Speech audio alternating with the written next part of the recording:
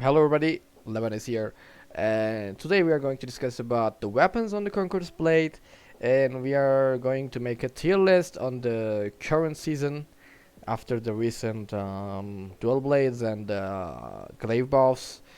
And I think there's 25 days to the new season, and there will be lots of new players who wonders about the weapons and which weapon they should play. And let's start our tier list with the short sword and shield. Short sword and shield is the tankiest class in the game, and it's highly mobile. It's very hard to kill. It can cancel formations with its ultimate, and very good class and it brings some value to the game. And other than that, the problems with it is you have to play around your iron sight skill, which makes you tanky as hell. And being tanky is not enough in the game. You're tanky, yeah, but you don't have to damage for killing units. You don't have to. You can't kill the heroes because you lack of the damage. But from frontline perspective, it's a pretty solid class. So you should play if you like being tanky and leading your team from the front line. And the other thing is, it's pretty easy to play. Like you can't get punished so easily for your mistakes. You can do lots of mistakes, and you will be fine in the most of the scenarios because you're tanky and hard to kill, and you can just escape. So it's a very new player friendly class, and I love it in personal too. So I will put it to the B tier. Why it's not A or S? Because there's other heavy classes which is tanky as short sword and brings other values to the game as well. So they make short sword and shield fall into B tier, unfortunately. So other class is longsword and shield. I will put longsword and shield to the A tier. So if you ask why did you put longsword and shield to above of short sword and shield, because I think if you play correctly and if you have good armor and stats, you can be tanky as short swords and shield, and while you can do other stuff as well. Longsword and shield does a great job about supporting its teammates and units and stuff. So while being tanky, you can heal yourself, you can heal your units, you can stop any enemy cavalry charge with your ultimate, you can cancel formations like short sword with your ultimate. So you're bringing more value than short sword. So this is why longsword and shield going to A tier above of the short sword and shield. And our other class is Poleaxe, which is my favorite. It's an awesome class to play, but there is a different perspective here. If you play Poleaxe with the blue schematic, it's falling into A tier. But it's a big but. If you play it with the purple schematic, like with the 4 armor set, and it just becomes a different class. Like it's a game changer for Poleaxe because you can't get like CC'd in the ultimate. You gain 10% of your maximum health after using ultimate skill, and you're getting buffs for the weapon dance while playing with the purple schematics. So if I assume you're going to play it with the purple schematic, it's going to be S tier or OP tier. Like, it's awesome to play. It can kill units, it can kill heroes, it has insane amount of CC, it has insane amount of damage. Like, it can do everything in the game. So Poleaxe is just S tier. So our other class is Glaive.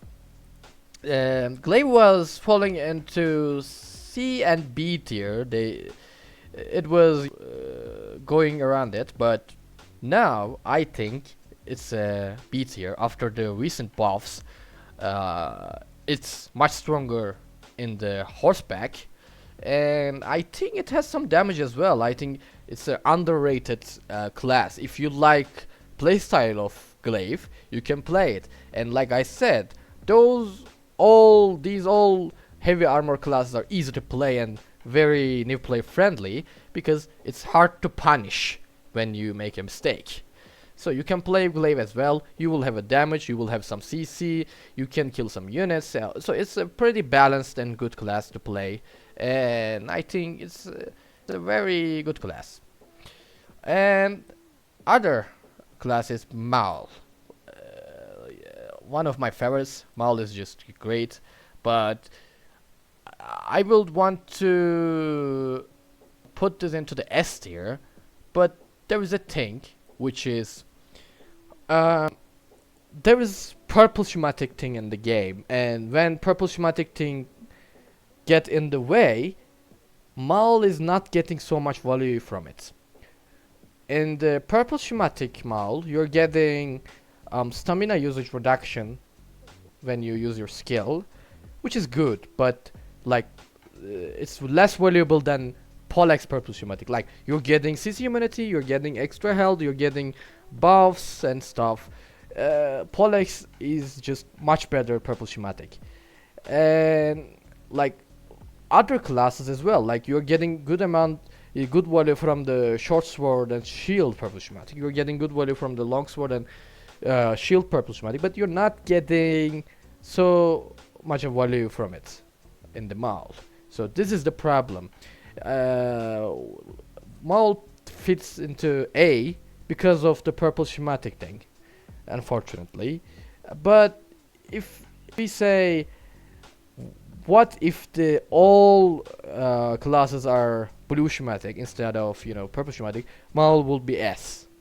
But like I said, it just changed its tier, unfortunately. Our other classes, muskets. Muskets are ranged weapon.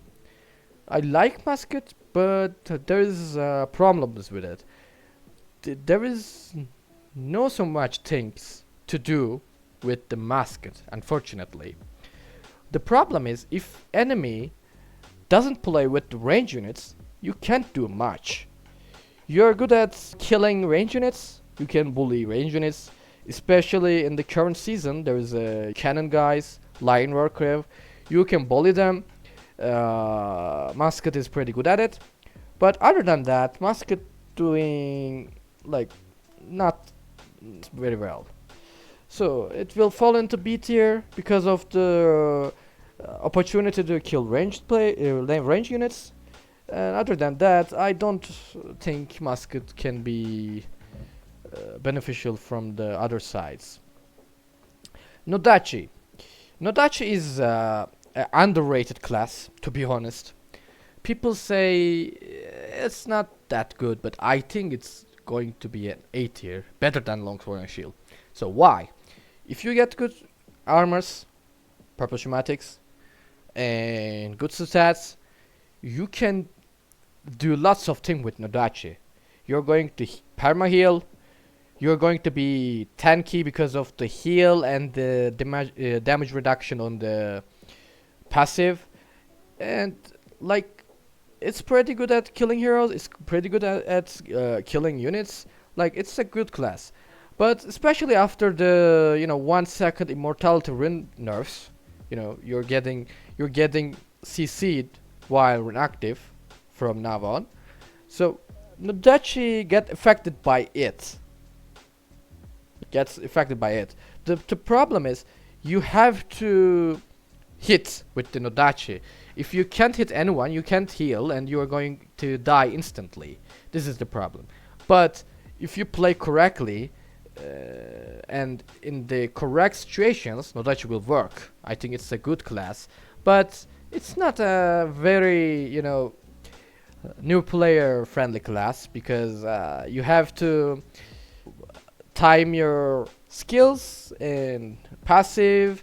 So I think it's a little bit hard to play, but if you master it, it's definitely 100% worth it because you will get value from it. So spear. Like, I like how spear looks and the playstyle, but unfortunately it's weak right now. It has some damage, but not enough. And the problem is, Pike Pike makes spear go into C, because Pike is just better version of spear. Pike has more damage than spear. Pike has more mobility than spear. But Pike can do everything spear can do plus other things. So I will ask, why you play spear while there is a Pike? You don't need to do that, unfortunately. Um, like I already mentioned it, Pike is going to A tier. I think this is the right place for it. It has insane damage. It can kill units. It offers some mobility, like not some. It offers real mobility. You can perma run, you can perma chase. It's just busted sometimes. I think it's an awesome class to play, but the problem is it's a very skill required class. You have to be skilled and you have to be mastered the class itself, because you have to smash buttons all the time, back to back to back. But it's so hard to use your combos. Like, you have to use your right combo in the right situation. So it requires some mastery.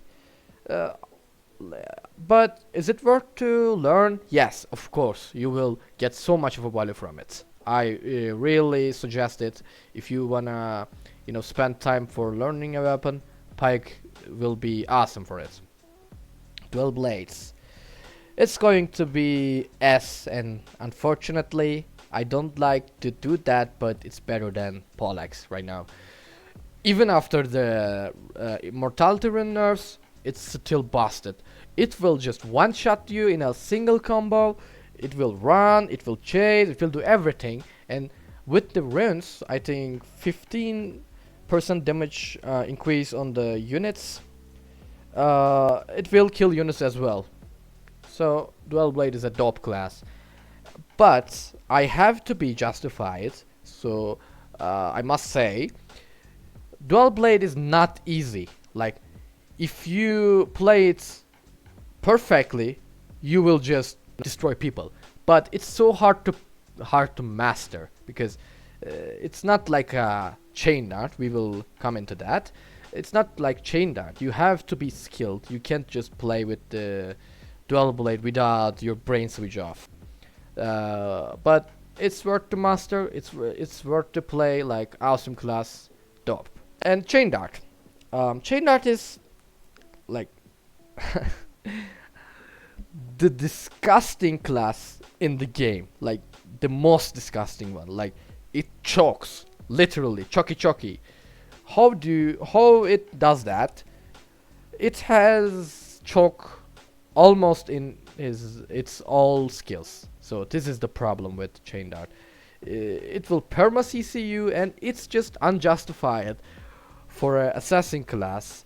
A assassin class shouldn't CC you for a eternity.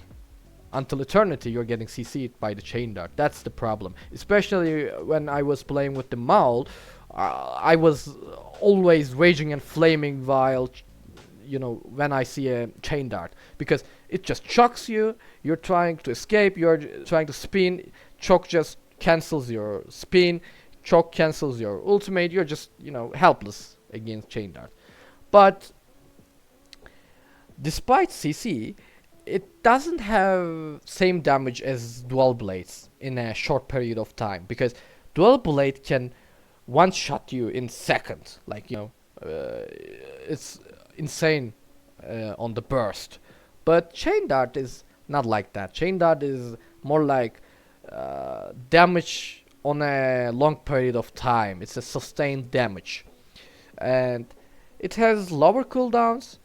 I mean, it kills you even it can't one shot you, it will kill you, because you will be CC'd, and you know it will use chain, come to you and kill you. It will kill you. But like I said, it doesn't have the damage of dual blades in a short period of time, but it's still a great assassin class. You can just, you know, bully people with it. Awesome class. S tier. Short bow. Short bow is going to, I think, B tier. Below musket. Yeah, below musket. So short bow is good. Like, you can kill the range units. You can, you know, annoy people. It's pretty good at it. But other than that, it offers nothing. Like, you can just kill some range units. You can just, you know, harass the melee units. But that's it. You don't have anything more on short bow.